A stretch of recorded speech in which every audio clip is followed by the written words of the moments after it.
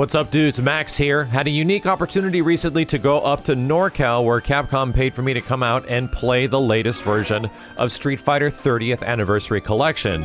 As many of you guys know, we've been making Third Strike videos on this channel for several years now, and the only way to really play that game outside of emulation is essentially to play Third Strike Online Edition on the Xbox 360 or PS3, and this is a big chance for the game to make somewhat of a comeback because this is going to feature Third Strike in online form, as well as several other Street Fighter games, including Hyper Fighting, Super Turbo, Alpha 3, and Street Fighter 3 Third Strike. So I had some hands-on time with all of these games, not in their online functions, however, but kind of want to go over my initial preview and what you can expect going forward.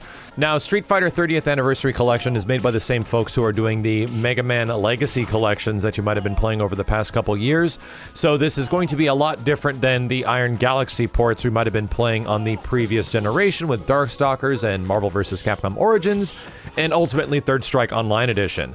So the big question that I kind of had going forward into this version, or these different versions of Third Strike and the Alphas and the Street Fighter 2s, is what are we looking at? And the thing that we're definitely going to be playing and looking at is the arcade versions of all of these titles. No joke, after the main menu and you select play, there is all the Street Fighter 2s, all the Alphas, and all the Street Fighter 3s, but like I said, only select of them that we just mentioned are going to have online. But when you fire them up, they just go directly into the game, and that's it. You start playing it like it's an arcade game. So naturally, the thing I was most curious about was to test certain things on games like Street Fighter Alpha 2 and even some other titles. Is this the first version of these games? And yes, they absolutely are. Street Fighter Alpha 3 is the core version of Street Fighter Alpha 3. Street Fighter Alpha 2 is the initial version of Street Fighter Alpha 2, where Ken has a lot of damage on something like his alpha counter. They are indeed the first versions of those games, and they play pretty well. I mean, all things considered, from what I remember, a lot of my time with Third Strike was actually with the online edition. However, that kind of came as a result of the Anniversary Collection back in the 15th anniversary, which was the PlayStation 2 version. So this is a bit different from that. This is actually the raw arcade ROM they were saying, and that's what it was built up from the foundation. So anything that you might have been expecting from Third Strike Online Edition, like any of the extra colors or music or anything like that, that does not exist. When you select Third Strike, it goes right into the game, and there you go. This left me with a big outline question. So how do we play training mode? Is there a training mode at all for these games? And in the build that I was playing, there actually wasn't. There was no training mode, there was technically no versus mode, but they did reassure me that there was going to be a versus mode, although I did not ask about the training mode, so I'm a little concerned in that regard with how fully featured each one of these games are going to be, because it would be nice if we got something that was including a training mode of some kind with the game, and we didn't just have the raw arcade version, because now if you want to play with two players, you essentially, jump in just like it's arcade mode, and the first and second player kind of like take over like it's an arcade experience, so player one will keep the same characters, you don't even go back to character select. That's what was currently in the game right now. There is other things that you can add into certain titles, like when you boot up a game, there's options and little bonus things that you can look up that tell you if you hold down a certain button combination, you can fire up Street Fighter Alpha 2 and go directly into dramatic battle, which is kind of neat. There's a boss mode for Street Fighter Alpha 3, and by holding a certain button combination when you fire the game up, it boots into that boss mode so you can directly fight Bison or something like that. So there is ways to get access to other modes that we might have been familiar with from previous games that weren't directly in the arcade versions. There is a few of those extra modes, which is nice, but I'm very much hoping that there is going to be, when you fire up the game, a list of options like go into training mode, go into a proper versus mode, go something like that, because the core of each one of these games seems to be built on the values of the arcade versions. And while I appreciate that, I do feel that each one of the titles does need to be featured, like a full featured in some way, where you select the arcade mode, you select an options mode, you select a versus mode, you select a practice mode. So I hope that's there, even though it was not there in the build I played. That's what I'm kind of looking forward to the most as of right now. A lot of this stuff felt pretty good between all the games, but when I was playing Super Turbo, the game felt sort of unnaturally fast. It's been a long time since I played ST, and I have my own ST cabinet, but it felt like it was on a couple of speeds higher than it should be.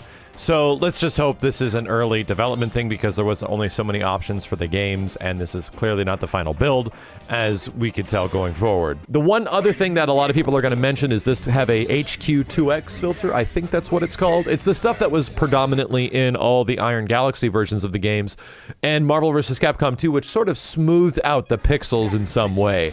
I will say right now that this game does not have that. It does not actually have a pixel filter of any kind. Instead, results for raw-ass pixels in terms of its visual art style, only giving you a couple of different options in terms of an arcade layout and a TV layout, and these are different versions of scan lines for the most part. And while I don't prefer to play with scan lines, the raw pixel version, the natural version of the game, looks really good, like in all different variations.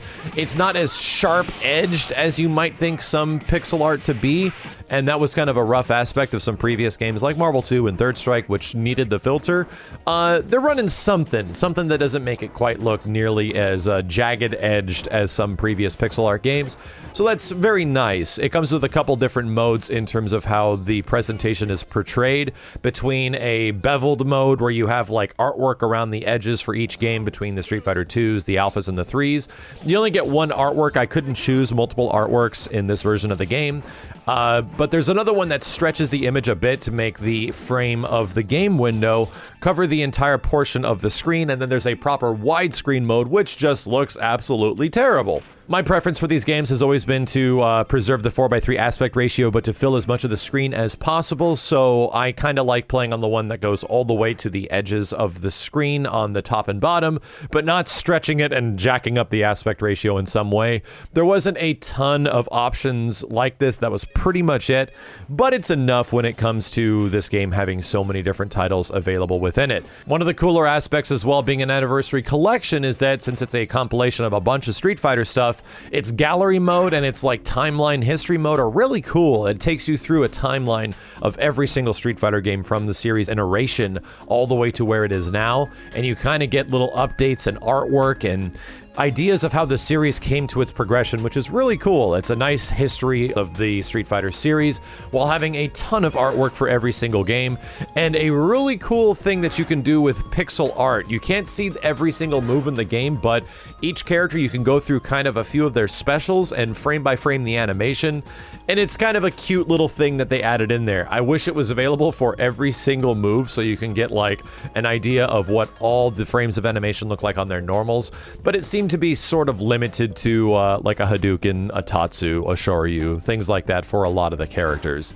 Either way, I'm still really excited about this game. There was no mention of the online modes at all, other than the fact that it's going to be running a brand new custom rollback netcode, which is exciting, but also worrisome at the same time, because we've already seen it done in really effective ways from Capcom games and some not so effective ways, so I am very curious what this is going to be like, because for a lot of the developers and the guys that are making the game right now, I haven't played many of their online games, if there even are any, because they've done the Mega Man Legacy stuff, so very curious how it's going to be moving forward, especially when it comes to Third Strike and the other games that are going to be running online, like Street Fighter Alpha 3, Super Turbo, and Hyper Fighting.